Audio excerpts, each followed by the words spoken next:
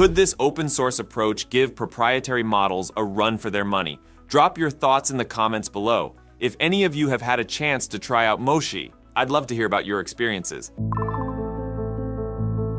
OpenAI has been up to a lot lately, from launching a new AI model to working on custom AI chips and even focusing on AI safety. There's a ton to cover, so let's get started. All right, first up, OpenAI has just launched a brand new model called GPT-4o Mini. This model is lighter and cheaper, making it super accessible for developers who maybe don't have the budget to play around with the more expensive, full-sized models. Now, if you've been keeping up with AI, you'll know that building apps using OpenAI's models can really add up in cost. Smaller developers often get priced out and have to look for cheaper alternatives like Google's Gemini 1.5 Flash or Anthropic's Claude 3 Haiku. But with GPT-4o Mini, OpenAI is stepping into the game of light models to make AI more affordable. Olivier Godemont, who leads the API platform product at OpenAI, said this model really aligns with OpenAI's mission of making AI more accessible.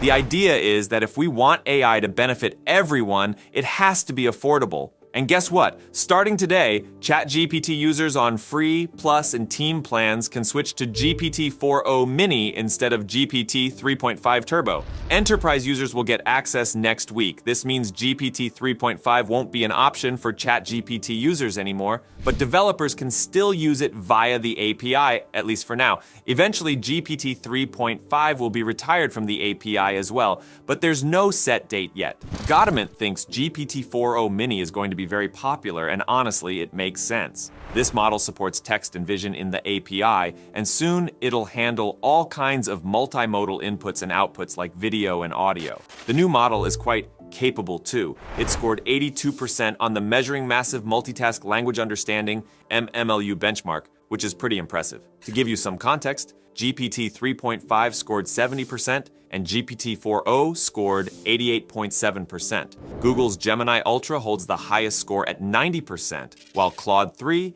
Haiku, and Gemini 1.5 Flash scored 75.2% and 78.9% respectively. But, you know, benchmarks can be a bit tricky since the way they're administered can vary slightly from company to company. Plus, there's always the concern of AI models having these answers in their dataset, which could skew the results. Developers are already putting GPT-4o Mini to the test. For instance, a financial technology startup called Ramp used it to build a tool that extracts expense data from receipts.